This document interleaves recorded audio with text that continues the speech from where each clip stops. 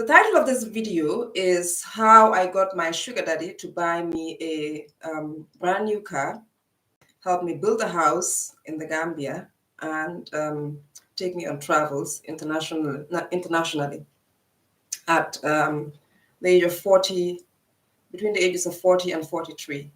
I'm 47 now. The reason why I'm doing this video is to give middle-aged women like me, from the age of 35 to whatever age, the hope and the knowing, not just the knowing that you can get a man to fund your dreams for you, no matter what age you are at. You could be 60, 70 even, and get a man who would fund your dreams for you. All of the things that people say about that's not possible, that's not true, because first of all, they cannot tell, they cannot verify that. I'm going to get into that later on as we get more and more into the video. But this video is mainly for you if you're aged between the ages from the age of 35 and above, and you want to find you a man, you want to be with a man who you want to fund your lifestyle for you. You want to experience being pampered. You want to experience being with a man who gives you large amounts of money. And when I mean large amounts of money, I mean like more than 5,000 a piece, 5,000 pounds, $5,000, whatever currency. At that age. So the way I did it, that's the way I'm gonna talk about in this video, and I'm gonna show you the step from the beginning to the end of the period when I was with him, and how I positioned myself to get what I got from him, and from other men too at the time, but he was the main one then that I was kind of with, All right, okay, so before I get into the video, I want us to talk about mentality, because that's always the first thing that needs to be a little bit there. I know it's kind of difficult, because it was a bit difficult for me too. At the beginning, before I decided that I was going to be with a guy like this and see whether this would work for me. Before that, I wasn't that type of a woman. I had difficulty asking men for money. I didn't even know that, you could have a man who could, fund your lifestyle for you in that way. I felt funny and weird about being with a man in that way. I felt funny about flirting.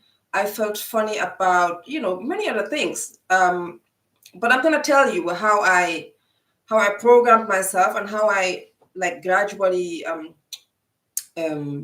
practiced until I got a bit better.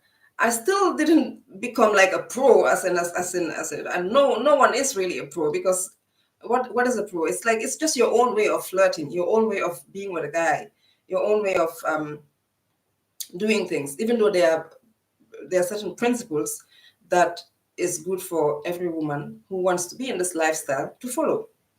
Okay, so let's get back to the mentality. The first mentality that you need to have if you want to be in this lifestyle is you have to have a mentality that supports you.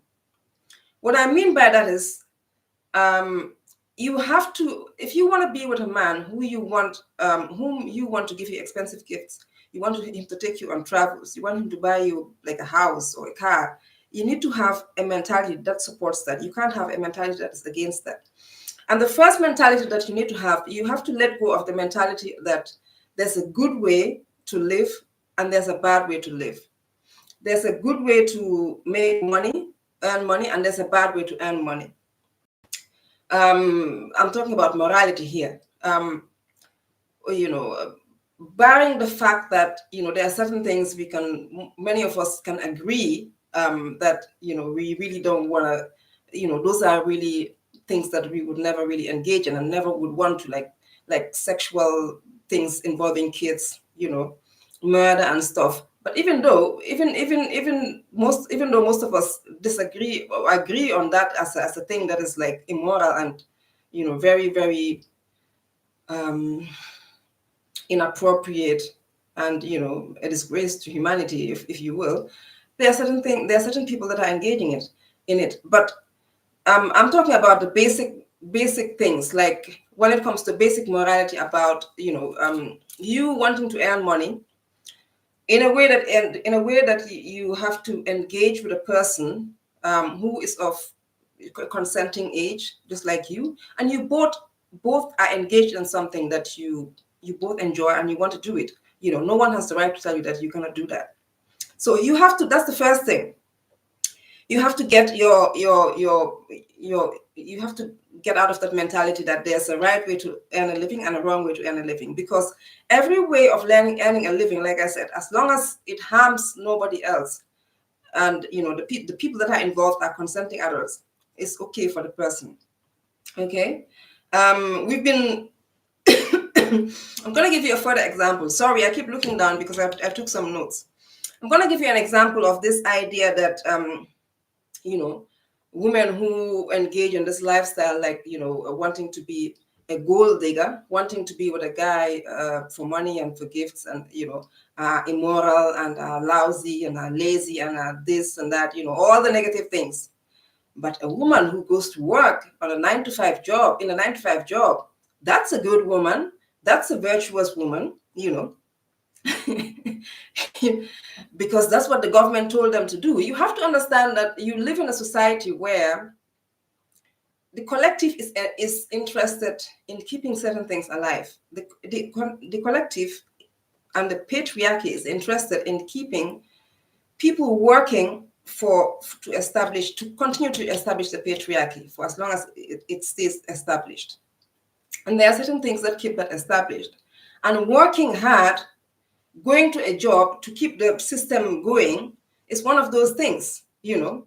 The patriarchy cannot support a woman doing that, because if a woman knows that she can, you know, use her beauty and her charm and her allure to get money from men and make that be serious about it and make that actually a source of income, then nobody's going to want to go and work. No woman's going to want to go and work, you know. And men are going to be at a disadvantage in that way, because then they all have to, once women get to know that, they all have to kind of dance to the tune. They all have to do that then. And then the weaker men, the men who cannot afford to do that, are always going to be at a disadvantage.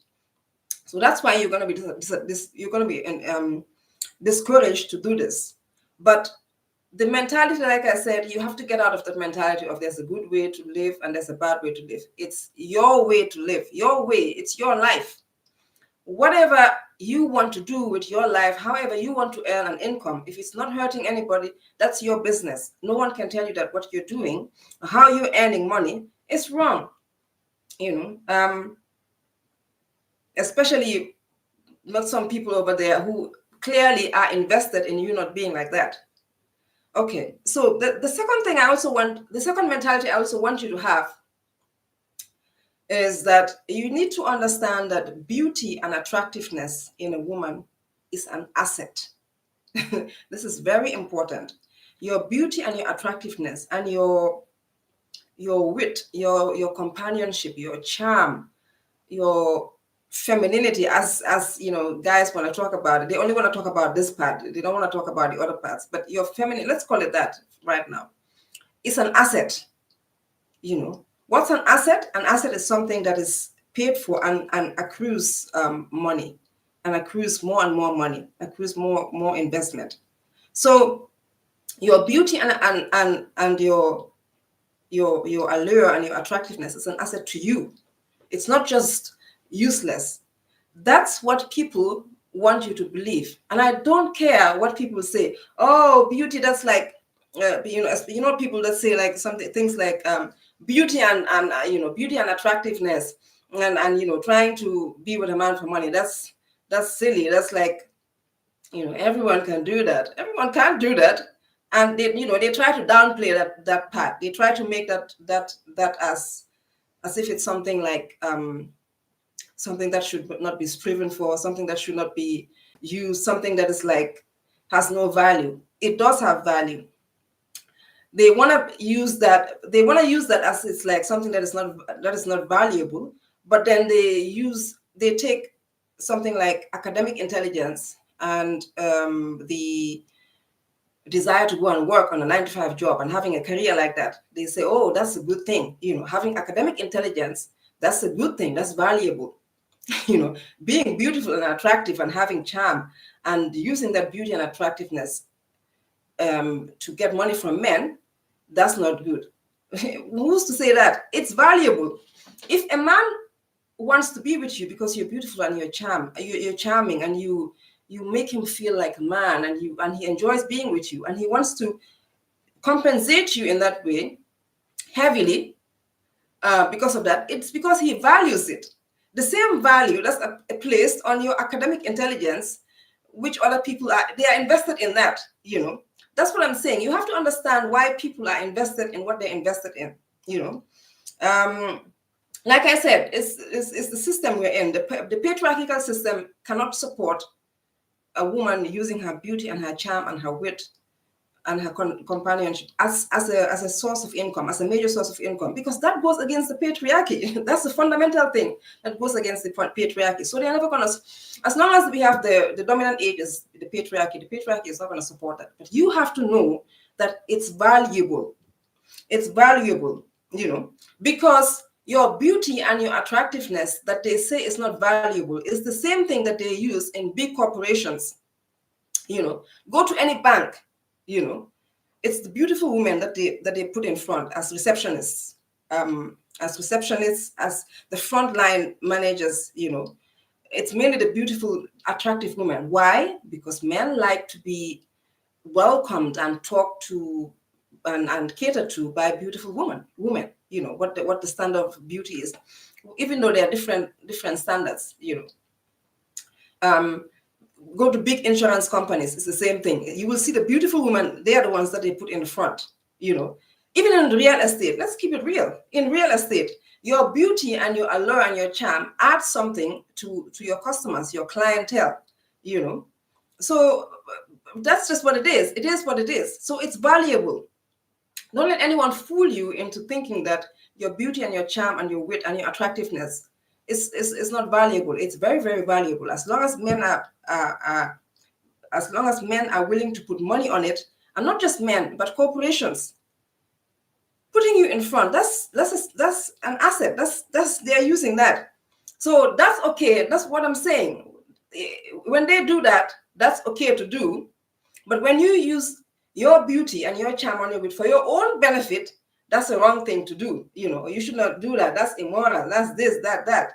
But when it's used for corporations and for other things, then it's a good thing. See how we are being programmed to not value ourselves and to not use our own natural talents and characteristics and skills for our own benefit.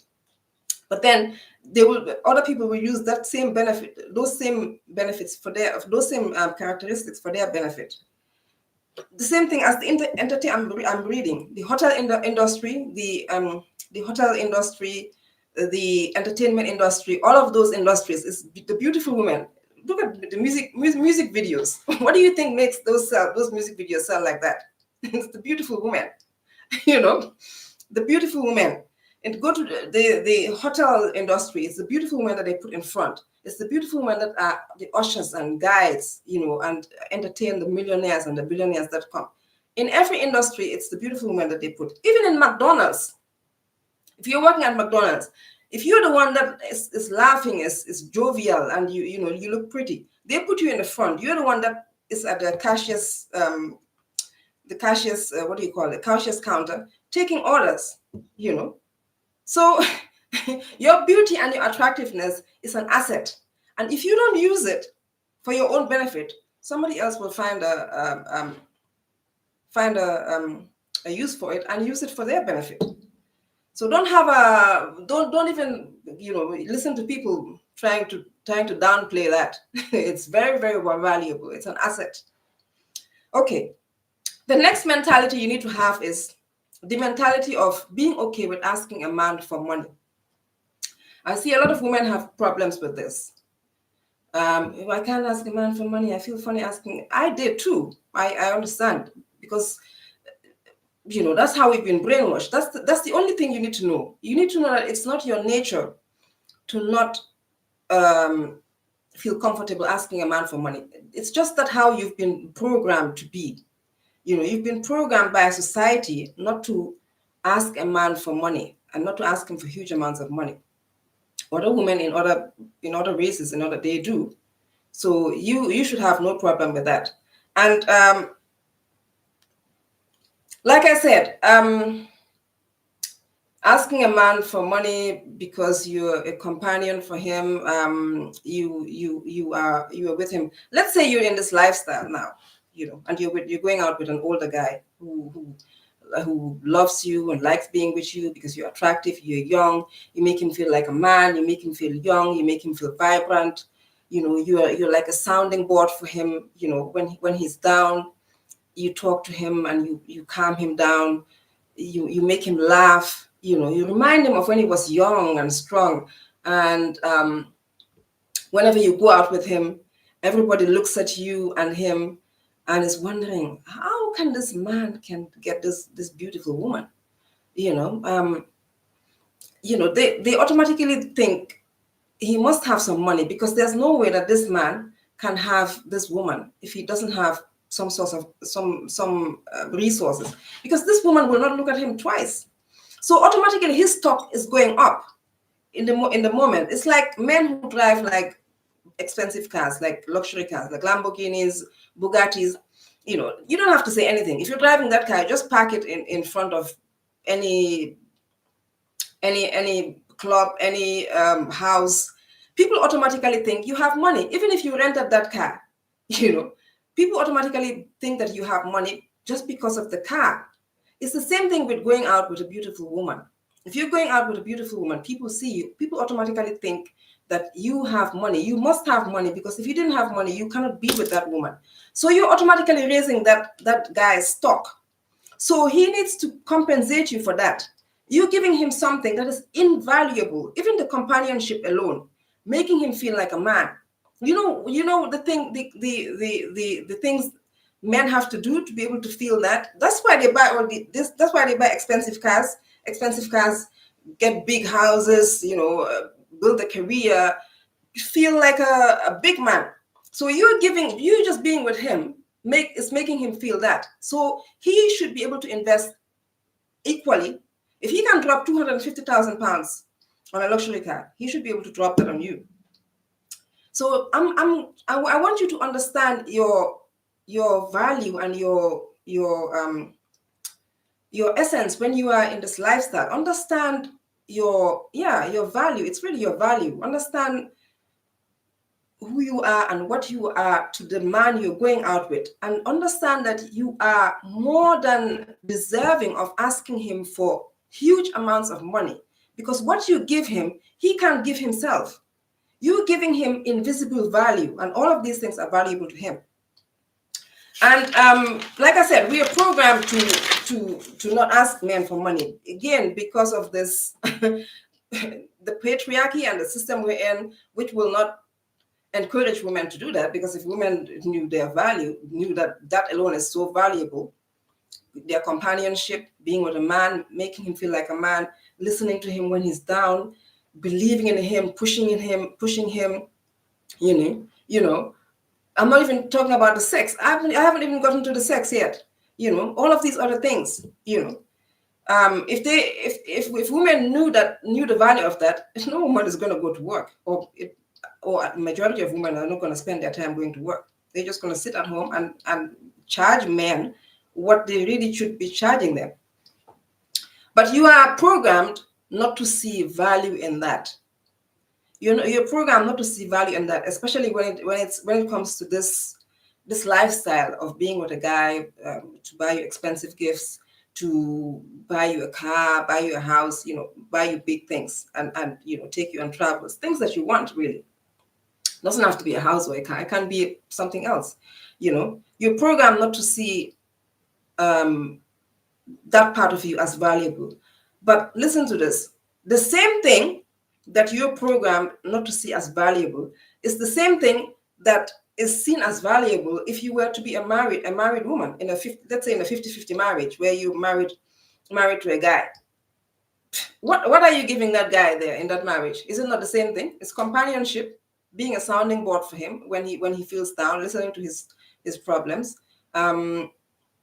lifting him up when he's down, believing in him, pushing him. Now you're doing extra. You're cooking, you're cleaning for him, you're having kids for him. You know, that same thing is the thing that's valued in a marriage. So it's okay when you're married. When you're married, oh, those things are okay. It's okay to give. It's valuable when when you're giving a man companionship and being a sounding board and all these things. When you're married, oh, now you're a virtuous woman. You're a good woman. You should be doing that. Oh, you stand by your husband. Oh, you're not that blah blah blah. But when you use that same thing in a relationship where you are not married to this guy and you ask him for money to compensate you, or you position yourself in a way that he compensates you, you're called immoral or a Jezebel, a gold digger, and all that nonsense. See what I'm saying? It's not that it's not valued, it's how it's packaged.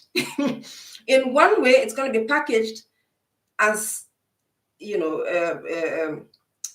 it's going to be packaged as something that's immoral. When it's like when you're giving those things to a guy in a sugar daddy relationship, sugar baby relationship, then you are immoral, you're a gold digger, blah blah blah, and all that. But when you're married, you give those same things. This is why you should not allow other people to define you.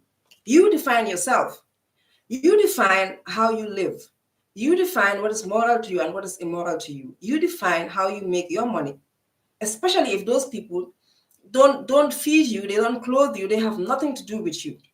You define how you live your life, because everybody is invested in defining life in a way that benefits them, not you. So you have to understand what is valuable about you, and make it valuable, and charge people for it. All right, okay. Don't listen to people telling you about other things. The other thing I also wanted to talk about, to really hit this point home about not being able to ask a man for money because you've been brainwashed to see that as a bad thing, is that investment bankers, this is the same thing that they do. When it's an investment banker, it's okay to do it. When it's you, it's wrong. Investment bankers do the same thing. They look for clients and they ask them to invest. They tell them, okay, you can, I'm going to help you invest your money. Give me your money.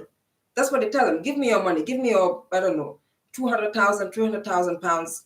Give it to me. I'm going to invest it for you in this stock. But, I'm going to do my best, but the stock goes up and down. So you could lose money, or you could gain money. If you leave it there for a longer time, you have the potential of gaining money. But I'm not in control of it. And sometimes they lose money. But the investment banker gets paid anyhow. The investment banker gets paid anyway. He is not going to lose. He is taking your money, asking you for your money to invest it. And he's going to get paid anyway. So whether you lose your money or you gain it, he's going to tell you that I don't have any much control over it. I can help you be as sensible as possible and invested in a stock that's sensible as possible. But, there's always a risk. That's what they're going to tell you. So it's the same thing, So you too, you also go in there and ask these men for money. Ask if you want to be in this lifestyle, be comfortable. Learn how to be comfortable asking a man for money. Get out of the mentality of that I cannot ask a man for money. And I'm going to show you how I did it. I'm just talking about mentality right now, but I'm going to show you how I did it, because I understand that at the beginning it's going to be difficult. All right, okay. What is the other thing that I wanted to talk about in terms of mentality? Okay, the other mentality I want you to have, or rather get rid of, is this mentality of I can't kiss an old man. Let's be real. At some point, you're going to have to be intimate with them. It's not that you have to do all this crazy sex stuff and all that and have sex all the time. No, you are in control. But you have to, you have to, you don't necessarily have to have sex, if you don't want to, but you have to do other things like kissing. That's like a basic thing. If you are one of those women that are like squeamish, oh my God, I can't kiss an older guy, blah blah blah. I don't understand that anyway, because I don't see what the fuss is all about. Because just because a guy is in his 60s doesn't mean I've dated some guys that are in their 60s that they are stronger, they're healthier, and to me they look better than younger guys. Just because a guy is young doesn't mean he's healthier and he's strong, and it doesn't mean he's cleaner anyway. The guys that I've dated that are in their 60s, they take care of themselves. They're grown men, they take care of themselves. So I don't know what the squeamishness is about. And also you have to, get out of this mentality of, just because of that one thing, I'm gonna ruin my chances with this guy. Let's say you're dating a millionaire or a billionaire, you're gonna ruin that just because you can't kiss him. You have to get out of that mentality and get into the mentality of, I'm gonna train myself to be okay with it, so I can get what I want from this relationship. Okay. The fifth thing I wanted to talk about is that, don't take it too seriously. And what I mean by this is, like, you have to treat it like a game, and okay, so how do I explain this? Let's say you're in a game of Monopoly. I don't know whether you guys know the game of Monopoly, or a game of cards, or I don't know, any kind of game, a game of hide and seek, or even like watching a movie. You know that this movie is not real. You're just watching it for entertainment. You know that nothing really is going to happen to you. You know that you're not going to lose anything. So you have to treat it like this. You have to treat it like that. Go into it with the mindset of, I'm just learning about this. I do want a guy or two to really, take care of me financially and, fund the lifestyle that I want. But if I don't have it too, I'm not going to lose anything. All I'm going to do is gain, actually, because while I'm in this, I'm going to be learning how to talk to men, how to flirt, how I'm going to be going on dates, and most likely these men are going to be paying for your meal on dates. And well, not most likely. You should only date men who will pay for you on dates. So I'm not really losing anything. All I'm doing is actually learning. I'm going to be learning how to flirt, how to laugh with men, how to be a damsel, not a damsel, like a femme fatale, a siren. All of those are skills that I can use. So that's what I'm saying. Going with the mentality of I'm not losing anything. There's nothing to lose. And I'm gonna also have the opportunity to dress up. So that's what I mean.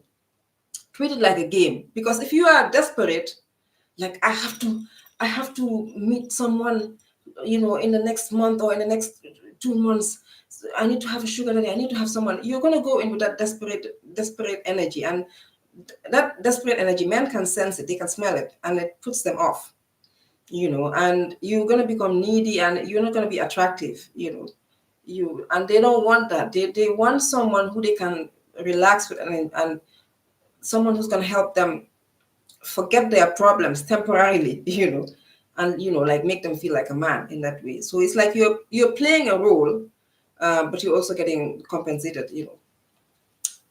All right, okay. So these are the 5 main things that I wanted you to the mentality that you need to adopt.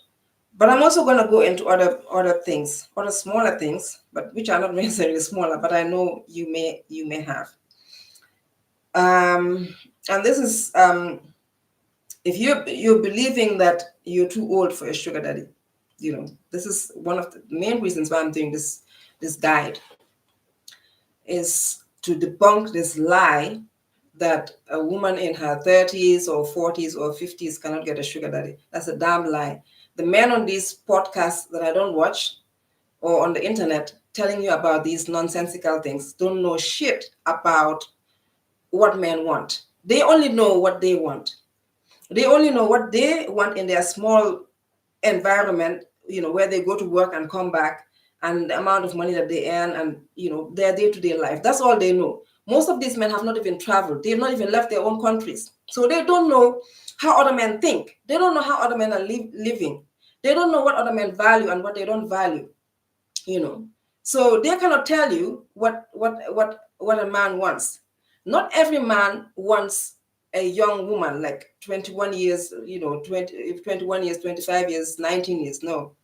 As a matter of fact, most older men want an older woman, a woman who's like a little bit younger than them, or mature enough that they can have a conversation. Because that's one of the reasons they want to be with someone who they can have a conversation with, who can understand them a little bit. That's the first thing. Number two, they want to be with someone who, when they go out with her, she's not that much young that their relationship looks funny. Like, it's almost like he's robbing the cradle. Like she's so young, and then he's that older guy there. Some guys like that, but the men that I dated, they don't really want that. And what is more important is your youthfulness. You can be a woman in your 30s, your 40s, and your 50s, and you're more youthful than a young woman. Youthfulness is your charm, your mentality about life, your ability to laugh at things, your ability to make jokes and laugh at his jokes, your ability to have fun with him, your ability to relax, that's what youthfulness is. And try out new things. Like if he says, let's go watch this horse racing event, you say, yes, let's go. That's youthfulness. Being enthusiastic about life, being enthusiastic about trying new things. That's what youthfulness is. That has nothing to do with age. You can be youthful at 50, you can be youthful at 60, you can be even more youthful at 60 than someone who's like 23. Okay, so that's a lie. Take it from me. I'm a living example of a woman who can get a sugar daddy, who can do major things for her. And I was in my 40s. I'm still in my 40s. I'm 40, like I said, I'm 47 now.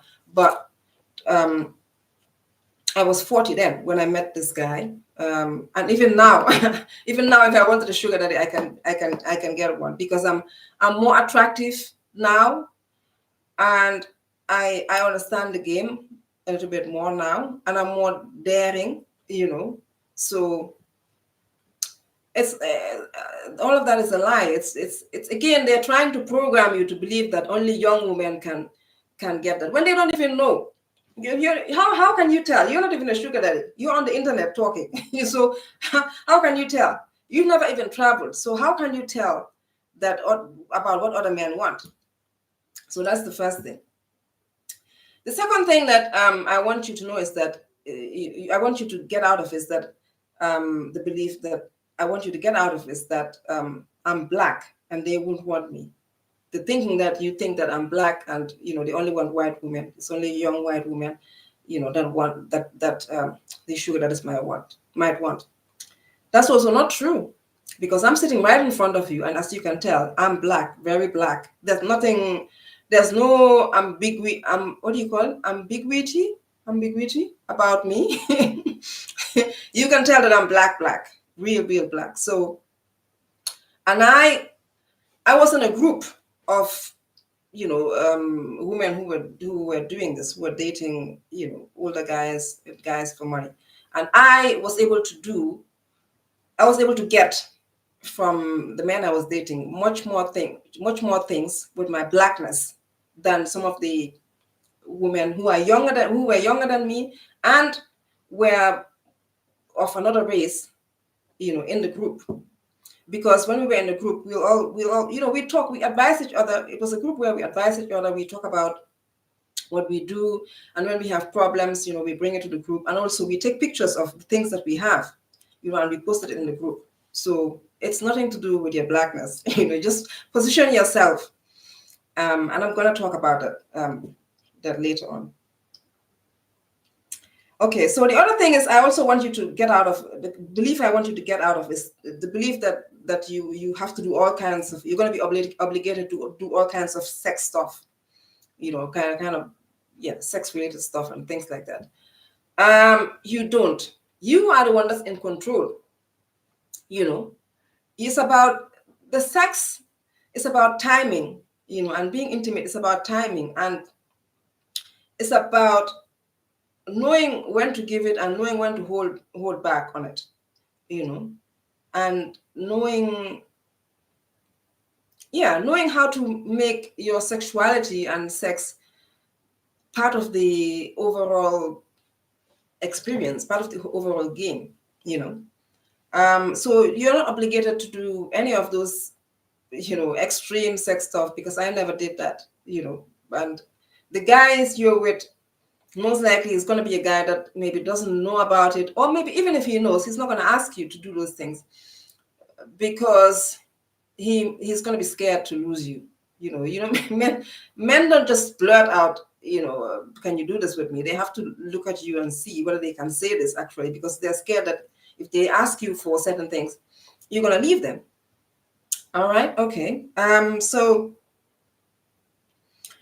other thinking I also want you to get out of is thinking that sugar daddies or these older men only want slim women. Okay. So I'm slim. I'm not like very, very slim, but I would consider myself slim enough. So I know when I talk, you're not going to believe me. But like I said, I was in a group of women that we all had our sugar daddies, and some of them were learning how to get a sugar daddy, learning how to get money. It was like a group where we were all kind of supporting each other, and we were all in different stages, but we were all there for that, to be in this lifestyle.